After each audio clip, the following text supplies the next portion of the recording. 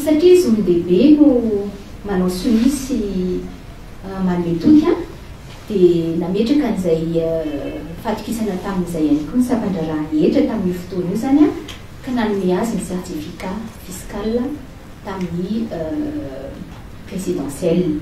Eto dia manamafy fa tsy misy dil nataonay tamin'ny TGI zany fa izy moa TGI no anaovanay dil ary raha misy ny taratasy avy any amin'ny TGI dia avoa izay taratasy zay. Mbola mitohy hatrany ny fanakatsakanana ny firotsako fidin'Andriamatoa Marika Ravalomanana filoha teo aloha ho candidat ben'ny tanànany Antananarivo. Tsy nijanona tamin'ny tsy fanomezana ny tota taratasy 211 bis ny fitonam-panjakana fa nampiasa ministry ny toe-karena izy ireo mba hanamafisana ny tetika politika maloto mba hamotehana ny firotsako fidin'Andriamatoa Marika Ravalomanana.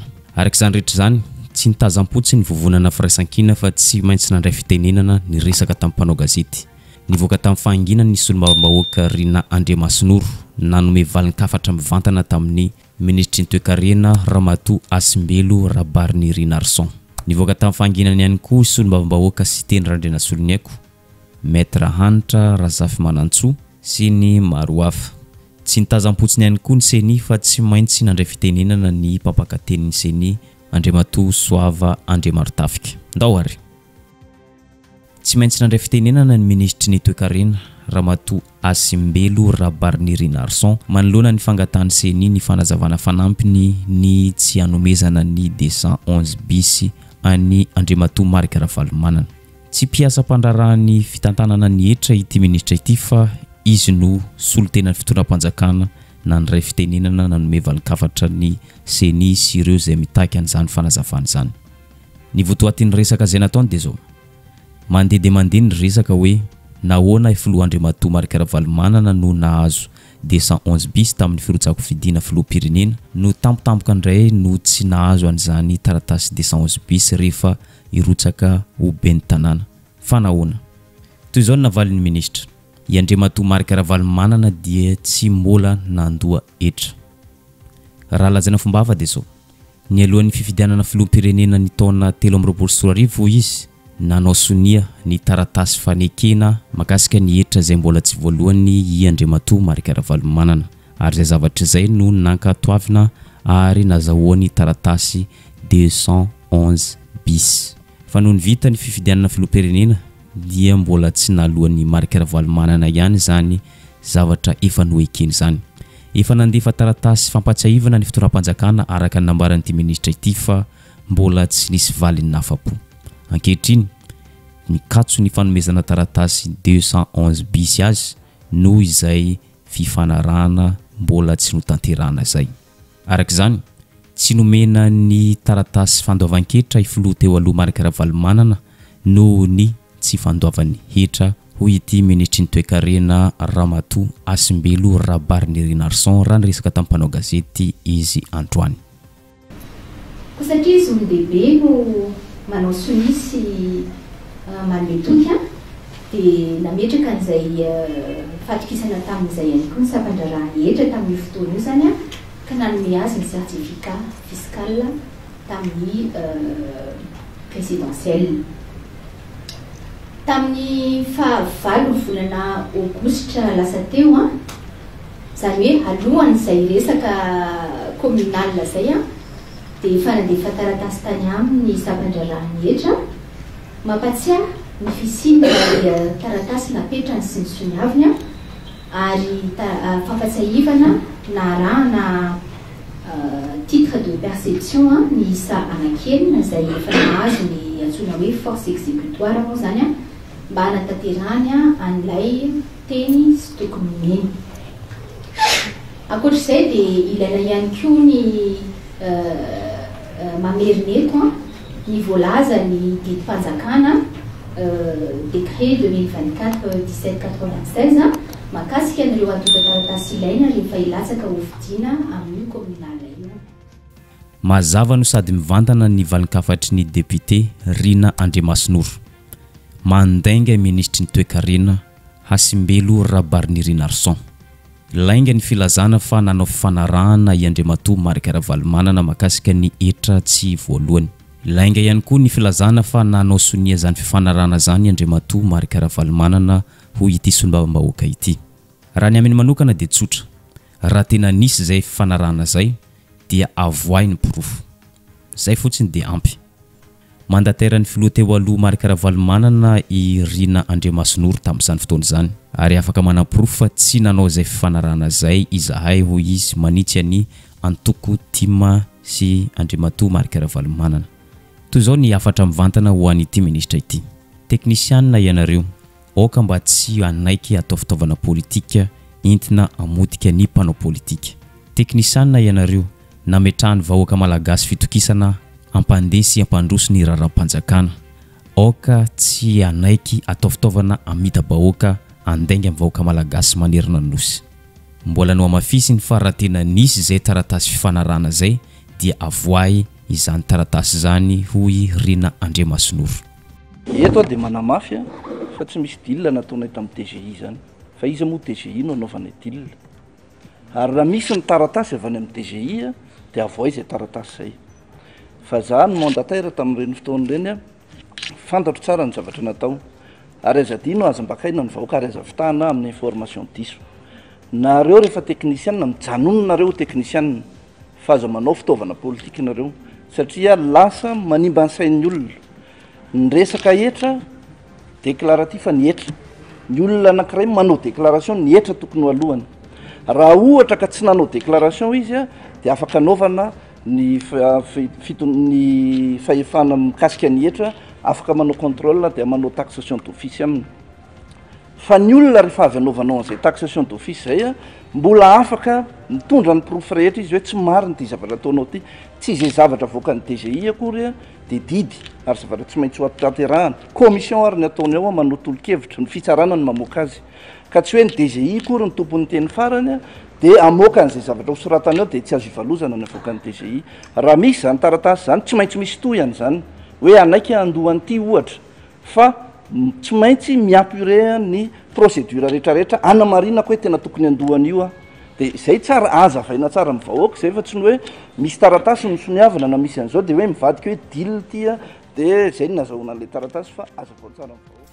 Ankoatr'izay nivoaka tamin'ny fahanginany ihany koa solombavam-bahoaka Anitra Razafimanantsoa manoloana ny fanakatsakanana ny firotsako-fidiana Andriamatoa filoha teo aloha Marc Ravalomanana. Mazava zao fihetsika ny fitoram-panjakana zao fa famotehana ny Andriamatoa filoha teo aloha Marc Ravalomanana ho ben'ny tanàn'ny Antananarivo izao rehetra zao. Raha ny resaka etra no resahana dia tsy misy zany ary efa voalohan'ny filoha teo aloha Marc Ravalomanana ny etra tokony alohany. Profon'izany ny firotsako-fidiny tamin'ny 13 lasa teo ary manana taratasy mazava tsara izay nosoniavy ny tompona andraikitra fitantanana ny etra izy ary no ankatoaviny seny ny firotsako-fidiny. Ankehitriny no voizina indray ity resaka ity nolazaina fa mbola tsy nandohany etra izay mbola tsy nalohany i Andriamatoa Marc Ravalomanana. Diso zany resaka izany. Ny tena marina dia zao Andriamatoa filoha teo aloha Marc Ravalomanana no manana vola amin'ny fitoram-panjakana. Tsy mbola nalohan'ny fitoram-panjakana ny onitra tokony alohan'izy ireo amin'ny Andriamatoa Marc Ravalomanana izay potika fananana tamin'ny taona 2024 mandraka ty androany. Arak'izany tokony filoha teo aloha Marc Ravalomanana no mitaky vola amin'ny fitoram-panjakana fa tsy ny fitoram-panjakana satria ny an'ny filoha teo aloha Marc Ravalomanana dia efa mazava fa efa nandoa etra izy. Fa raha ohatra ka iditra mipitsopitso resaka teknika tsika makasika ny tsy mara-dalàna ny etra zay takina amin'ny président Ravalomanana hoe ananatrosa izy dia président Ravalomanana manatrosa be lavitra noho ny fanjakana aminy 1461 milliard no trosa le nanany amin'ny fanjakana zay tsy naloatra amin'izao trosa efa nanomboka tamin'ny 2024 zany ka hatramintsika amin'ny teny zao ny takimy fanjakana dia 125 milliards d'ariary dia tsika no afaka mitsara hoe inona ny tokony atao fa tsy misy zavatra tsy vovahy to amin'ity firenentera misy ny volonté politique ny tsirairay amany olana ho an'ny sainy manokana tsy anjara no mitsara hoe manany rary na tsy manany rary ny iza fa ny anazy dia ahoana ny ataterahana fifidianana mangarahara madio ekeny rehetra ary ndraisan'ny rehetra anjara dia mifara amin'ny filaminany rehetra zany hoe misy apaisement dia esprit d'inclusivité zany hoe rehetra mandray anjara fa tsy manilikilika na tamin'ny 2023 zany na amin'ny 2024 important kokoa ny fifidianana be ny filoha-pirenena raha mihoatra ny fifidianana be ny tanàna raha ny abeany sy ny avesatry ny andraikitra zay antsoroany zany olona tsirairay zany fa raha ohatra ka teknika no resana de valiana teknika fa raha politika de politika no mavahan'izay olana zay. Nanamafy izay fa voalaza teo ihany koa i Andriamatoa Alban Rakotoarsoa nanamafy izy fa mazava fa misy ambadiky politika ny fanakatsakanana ny filoha teo aloha Marc Ravalomanana ho ben'ny tanàna Antananarivo. Profon'izany ny fampiasana ny sampana fitantanana ny hetra ny ministre ny toe-karena izay nivoaka tamin'ny fahanginana tamin'ity androany ity izay mijoro vavolombelona fa tena tsy mbola nanto ny hetrany i Andriamatoa Marc Ravalomanana. Midiky zany fa misy ambadika politika izao famotehana ny firotsako fidiana Andriamatoa Marc Ravalomanana. Ny zavatra hitanay sy tsapanay dia misy ambadika politika ny fanakanana any président Marc Ravalomanana izay tetika fanakanana zay mba tsy ho candidat ben'ny tanàna eto Antananarivo renivohitra. Tsoroko ary amin'ny ankehitriny fa mahatsapa tena ho voatotohina ny zoinay zany amin'ny maha-candidat mpanolotsaina ny tanàna satria rehefa nisy ny fifampiresahana tao anatin'ny vovonana firaisan-kina i raha mahita re raha mahalala farany vokatra azy teto Antananarivo renivohitra aloha dia raha tsika mahita fa ny timma ny mbola matanjaka. Rehefa nangataka tsorany taminay président Marc Ravalomanana irotsaka amin'ny anaran'ny timma dia nifanaiky sy nifandamina izay tao anatin'ny firaisan-kina fa dia izy no toananay ary ho atolotra ho candidat ben'ny tanàna eto Antananarivo renivohitra. Ekena mety mba samy manana ambition tsirairay, mety misy aminareo na ao anatin'ny vovona firaisan-kina na ao anatin'ny mpanolotsaina ny tanàna mieritreritra ho ben'ny tanàna fa izao Antananarivo renivohitra no jerena le renivohitra Madagasikara no jerevantsika zao ve sisany efaran'le renivohitra ka raha mbola misy ray aman-dreny vonona ijoro satria hoy isika malagasy hoe ny fanetretena ny faka no mampijaolajoala sy mampijoro ny hazo ka dia aminay fanetretena no noraisiny. Eo ny fandrabirabiana, eo ny fanabadibadiana hoe ianao ve filoha-pirenena dia hivarina ho ben'ny tanàna kanefa rehefa mbola vonona izy mijoro dia manohana izahay. Nanamafy izay fa voalaza teo ihany koa i solombavam-bahoaka sy teny randrena soloniako. Mazava izao fa misy ambadika politika izao ataon'ny fitoram-panjakana izao manao sakana amin'ny firotsako fidin'ny filoha teo aloha Marc Ravalomanana ho candidat ben'ny tanàna Antananarivo. Raha ny amin'ity solombavam-bahoaka ity dia tsotra manao antsoavany seny izy mba handray décision politika manoloana izao fanilikiliana ny candidat tokony hirotsako fidina ho ben'ny tanàna eto amintsika. Nanome sosikevitra ny seny izy hoe ny décision politika tamin'ny fifidianana filoham-pirenena teo aloha no tokony mbola hoentiny seny izay tsy nahitana fanilikiliana ny candidat tsy nisy fanakatsakanana ny candidat hirotsako fidina fa tena nandray anjara ny rehetra. Fanampin'izay nanamafy izy fa tokony aleo tena ny seny satria sampandraha raha mahaleo tena misahana ny fifidianana ity rafim-panjakana ity. Raha jerena ny zava-misy ho isy teny randrena soloniako dia efa tena miezaka ny avy amin'ny fanoherana tony ary mampandry filaminana.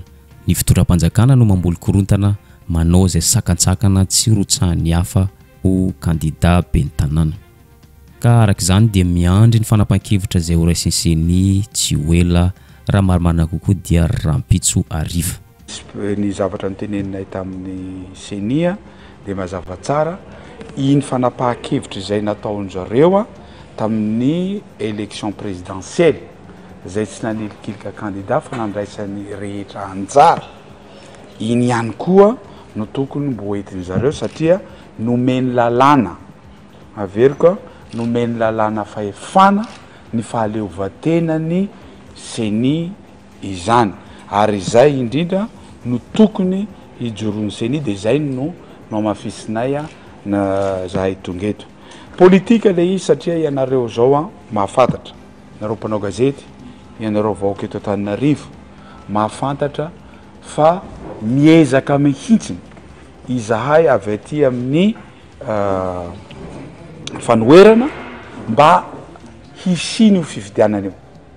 Miezaka koa izahay ary mitandrina tahaka ny anak'Andriamaso tena mandeha eny ambonin'ny atody mihitsy ny ara mba tsy isiny zay fikorotanana izay satria naninona fantatray de fantatray mihitsiny a fa betsaka ny zonay very na de zahay andeha hivavaka angatapitahina amin'ny candidanay sakanana zavatra tsy manara-dalàna ny fanakanana anay na de eo aza ny fanehoan-kevitra maro samihafa zay ataon'olo-pirenena sy mpanao politika ary ny fitondram-panjakana dia mbola mijoro amin'ny fanehoan-keviny ihany Lalatina Henriette Rakotondrazafy. Raha nanaraka ankaiky ny fanehoan-kevin'ny omaly isika dia tena ny fanindran-dalana tamin'ny fanehoan-kevitry ministry ny toe-karena Hasimbelo Rabarnery Narson. Nanamafy Lalatina Rakotondrazafy omaly fa famoram-pony fitondram-panjakana no antony nazahoan'ny Andriamatoa Marc Ravalomanana ny taratasy ny etra ny 211 bis tamin'ny 2024 lasa teo indrindra fa tamin'ny fifidianana filoham-pirenena hoy Lalatina Henriette tamin'ny fanehoan-keviny tao. Ndao arahantsika indray ny fanehoan-keviny mahakasika izany. Ny marina mitavozavoza tsy mahaleo ny lainga tsara lahatra. Nanaparitaka be sy manao serasera mafy mikasika ny hoe fandavany eo vaika ratsa mangaiky anseny ny filatsahako fidiny eo ben'ny tanàna n'Antananarivo Andriamatoa Marc Ravalomanana sy mipomba azy. Ny tena voizin'izy ireo dia hoe tahotra ny natonga ny fandavana ary aparitany ny taratasy nanomeny filoha teo aloha certificat de régularité fiscale tamin'ny septambra 2024 raha nilatsaka ho filoham-pirenena izy. Arak'izany dia nanazavy Lalatina tamin'ny lafin'ny lalàna ka hoy izy hoe raha amin'ny lafin'ny lalàna strictement juridique no jerena dia tsy anana rariny mihitsy Andriamatoa Marc Ravalomanana satria tadiditsika tsara fa tsy voazao ange io resaka izy tsy mandohetra io fa efa nanomboka ny taona 2024 e. Fa hatramin'izay moa dia nylalaovany teo amin'ny lafiny politika foana ny raharaha ary nipetraka ho victime hatrany izy na tamin'ny andron'ny filoha tany aloha itopoko Ladidier Ratsiraka aza ho an'izay matadidy dia nisy mihitsy aza ny fandorana ny dossier fiscontico tamin'izany. Hany ka nandeferana teo foana noho ny tahotry ny fanjakana mifandimby ny opinion publique sy ny tsindry avy any ivelany hoe élection consensuelle et inclusive ka noararotiny Marc Ravalomanana foana ireo ary dia tsy nety nandoa etra mihitsy izy fa nisitraka foana ilay hoe tolérance administrative izay foto-kevitra eo amin'ny lafin'ny lalàna noho izay filalaovan'ny politika izay. Tao anatin'izany dia no mafisiny Lalatina Henriette Rakotondrazafy ny atao hoe tolérance administrative. Ny atao hoe tolérance administrative nefa tsy zo ka hoe tsy maintsy isitrahana fa afaka mampitsahatra zany foana ny sampandra-panjakana voakasika. Ampatsiahivoko kely io izy fa vao nivoaka ny datim-pifidianana ben'ny tanàna dia efa namoaka fanambarana ny fobe-mpitondrana momba ny etra DGI nanazava mihitsy mahakasika ny resaka fandoavana etra ho an'ny kandidat te hilatsaka.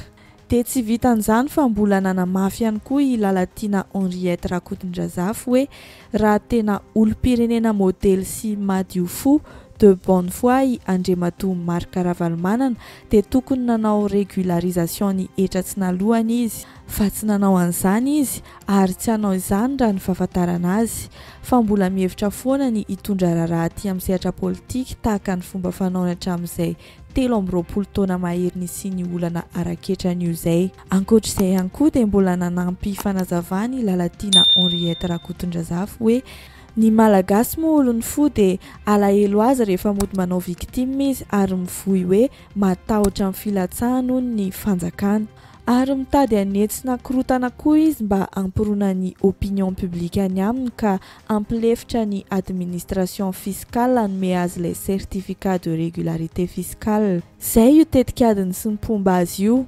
Ny lalàna sy ny fitatanandraraha-panjakana ange tsy misy sentiment raha ny tokony ho izy tsy mahalala zany matahotra voiziny zany fa afaka miteny foana izy hoe tapitra amin'izay zany fandeferana na tolérance administrative zany fa ampiarina amin'izay ny lalàna na izy na iza dia tapitra zony tanteraka izany. Kanefa ny zavatra isy dia tsy raharaha loatra ny lafin'ny lalàna zany ny opinion publique na marina aza ny sampandraraha-panjakana momba ny etra. raha anao recours na fitoriana koa aza i Andriamatoa Marc Ravalomanana, mahalala tsara izy fa tsy handresy eo anoloan'ny fitsaran'izany raha tena dossier jerena ary raha tena arahina ny lalàna, satria na inona holazainy dia tsy nandoa etra mihitsy aloha izy, efa nanomboka tamin'ny 2 ny potrany io resaka voalohany io.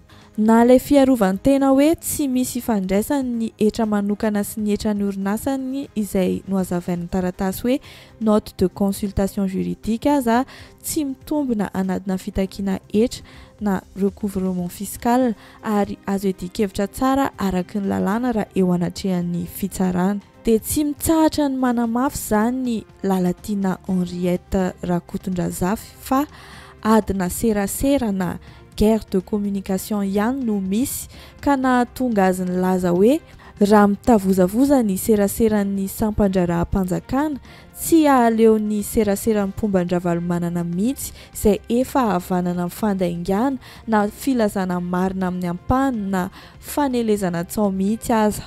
Marina amin'ny ampahany io iaho satria izy ireo mahalala tsara fa misy fanazavana tsara ilay taratasy certificat de régularité fiscale paritaniny hoe na ninona no nahazo an'iny izy tamin'ny 2024 na dia tsy nandohetra aza, fa mazava ho azy tsy hoentiny amin'ny pomba azy sy ampahibe maso mihitsy izay fanazavan'izay satria ho ravy eo daholo ny stratégie ataony. Dia tsotra be amafiso ny serasera ho an'ny sampandraraha-panjakana momba ny etra, aza vao mazava amin'ny vahoaka ny tena zava-misy marina dia avelao ho afaka andinika ny vahoaka.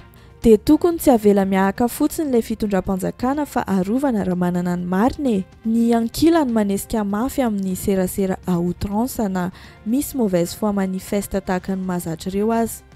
Ny andaniny asa mbola sahirana amin'ny zavatra hafa mihitsy angamba. Ary farany dia hoy Lalatina hoe ny vahoaka moa mitazana mbola miandry ny vokatry ny fidinana ifotony marobe sy ny fitsidihana sampandraraha isan-karazany hatreto, sao ho lasa marina mitavozavozo eo tokoa e. Tsy maintsy nivoaka tamin'ny fahanginana ny CENI manoloana ny fanakatsakanana ny kandida tokony hirotsaka ho fidina ho ben'ny tanàna. Teboka roa no noresahany. Vitsy dia vitsy hoy ny CENI ny kandida izay efa nahafeno ny anjota taratasy ka naterina teny amin'ny sampandraraha izay andraiketan'izy ireo. Vokatry ny fanasarotana izay ataon'ny tompona ndraiky mpanjakana amin'ny fikarakarana taratasy, ohatra eny amin'ny sampandraraha misahana netra, eny amin'ny fitsarana sy ny maro hafa. Izay zavatra izay dia nangataka amin'ny gouvernemanta malagasy ny CENI ny anemorana ny fandrotsahana ny anjota taratasy firotsako fidina eny amin'ny OVEC mba ahafahan'ny rehetra mandray anjara feno amin'ny ity fifidianana ity.